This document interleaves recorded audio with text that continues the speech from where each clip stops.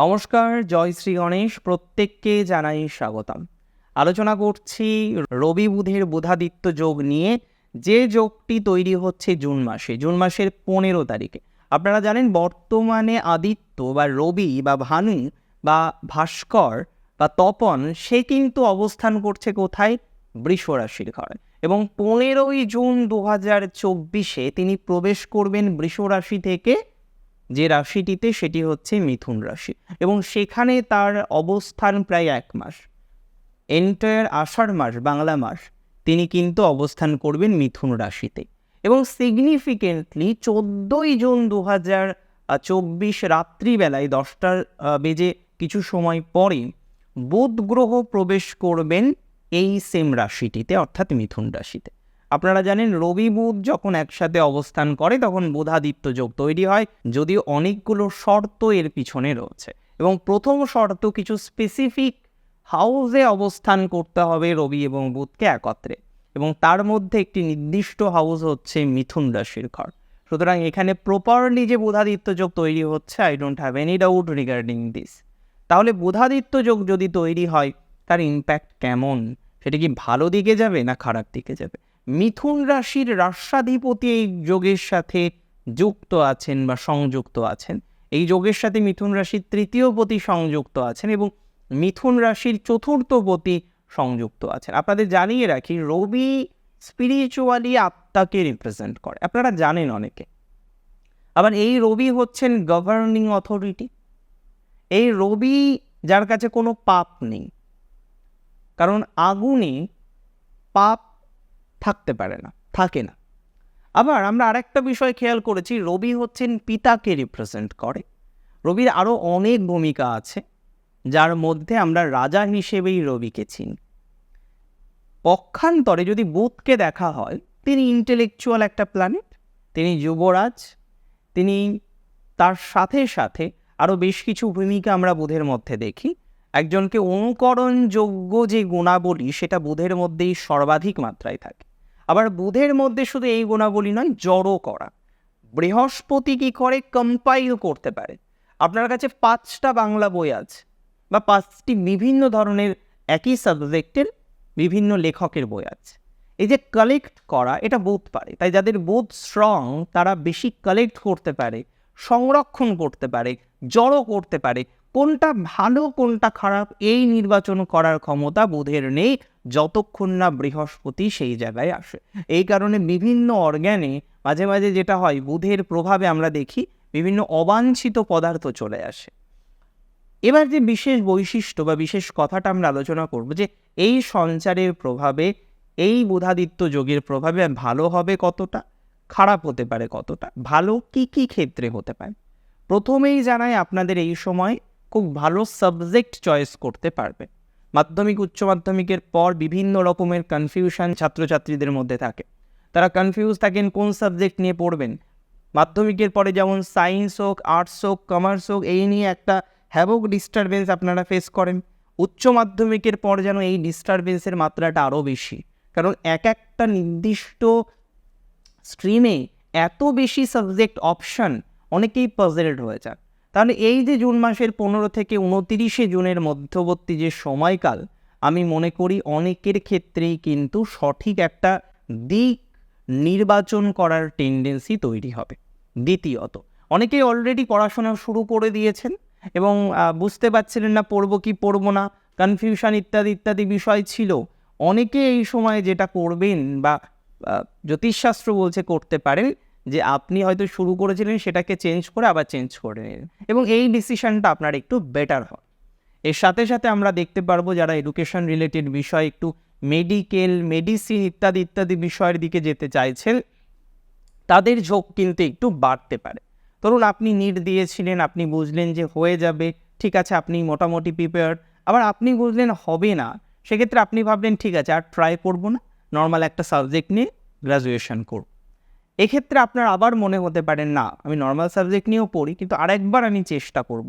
এই যে ধারণাটা, সেটা তৈরি হওয়ার সম্ভাবনা প্রবল।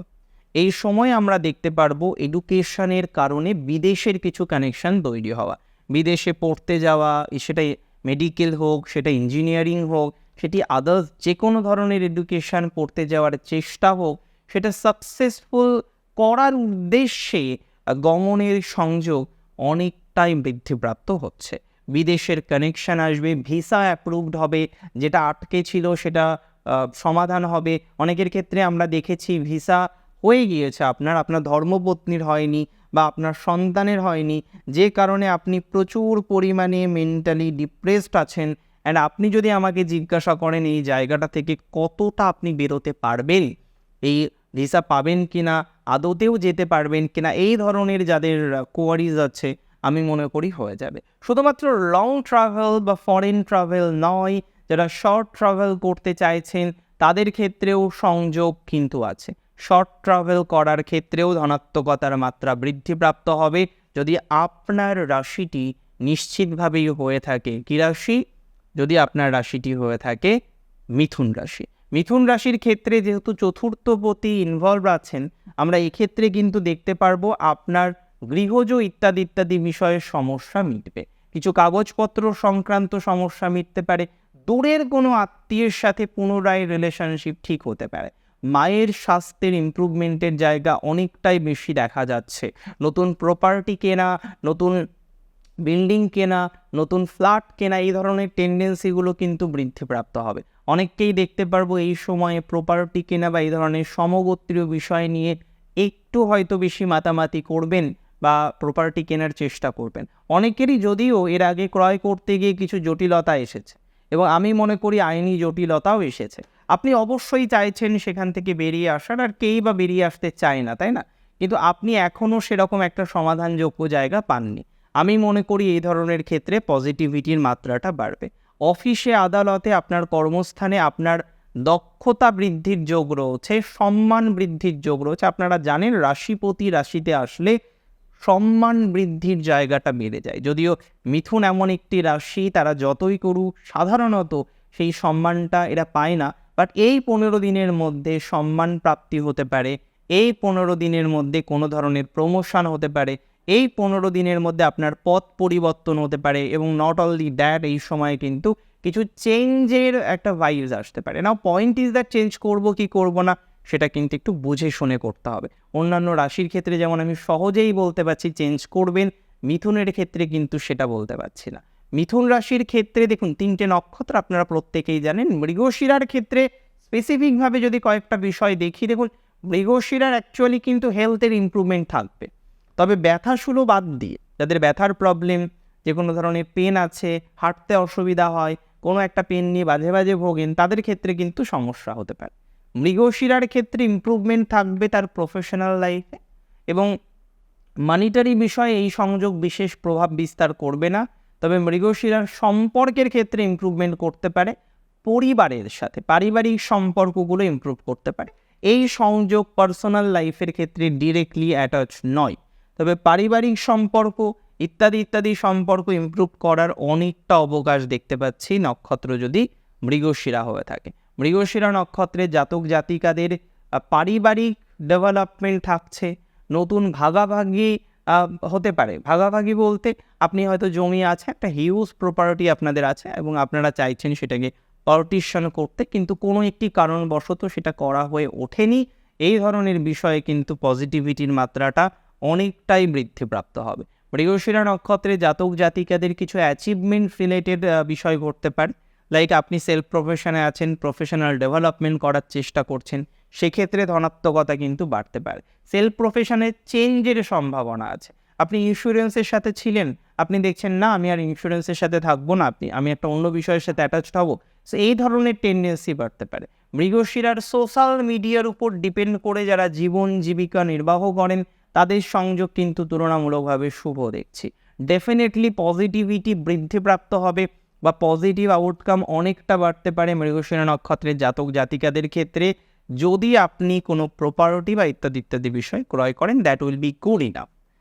প্রশ্ন হচ্ছে নক্ষত্র আদ্রা, আর আদ্রা নক্ষত্র নিয়ে আমি প্রচুর আলোচনা করেছি। কয়েকটা স্পেসিফিক নক্ষত্র আছে যে নক্ষত্রগুলোর কথা বলতে গেলে মানে কথা জড়িয়ে যায়, তার কারণ আদ্রা নক্ষত্র আপনারা জানেন আপনাদের যে দেবতা তিনি হলেন শূলভৃৎ রুদ্র, আর কষ্ট পরিশ্রম অশ্রু যে নক্ষত্রের সিম্বল একটা অশ্রু, তার মানে পরিশ্রম, কষ্ট, অশ্রু ফেলা এই জায়গাগুলো চলে। কিন্তু এর মানে এই নয় আদ্রা নিজেকে প্রতিষ্ঠিত করতে পারে না। আদ্রা নিজেকে প্রতিষ্ঠিত করতে পারে, আদ্রা নিজেকে সমগোত্রীয় সেই জায়গায় নিয়ে যেতে পারে এবং বাস্তবিক অর্থে কিন্তু সেই ধরনের সংযোগ আমরা দেখতে পাই। আদ্রা নক্ষত্রের কারেন্ট সিচুয়েশনের কথা যদি বলি, দেখুন বেশ কিছু ক্ষেত্রে প্রবলেম আছে, এটা নিয়ে তো অস্বীকার করার কোনো জায়গা নেই, যার মধ্যে আদ্রার ফ্যামিলি রিলেটেড প্রবলেম আছে, আদ্রার প্রপার্টি রিলেটেড হ্যাভক প্রবলেম রয়েছে, অনেকের মাথা গোজার ঠাঁই নেই, ইভেন রেন্টে থাকছেন, নেক্সট মান্থ কীভাবে যাবে বুঝতে পারছেন না, অনেকের লোন নেওয়ার পরে এমন কিছু জটিলতম জায়গা তৈরি হয়েছে আপনি নিজেই কনফিউজ যে কিভাবে এই জায়গা থেকে বেরোনো যাবে বা বেরোনো যেতে পারে। আমি আপনাদের একটা পরামর্শ দিই নক্ষত্র আদ্রার ক্ষেত্রে, যে বেসিক্যালি এই যে সিচুয়েশনটা চলছে ইমপ্রুভমেন্টের জায়গা আমরা লক্ষ্য করতে পারবো।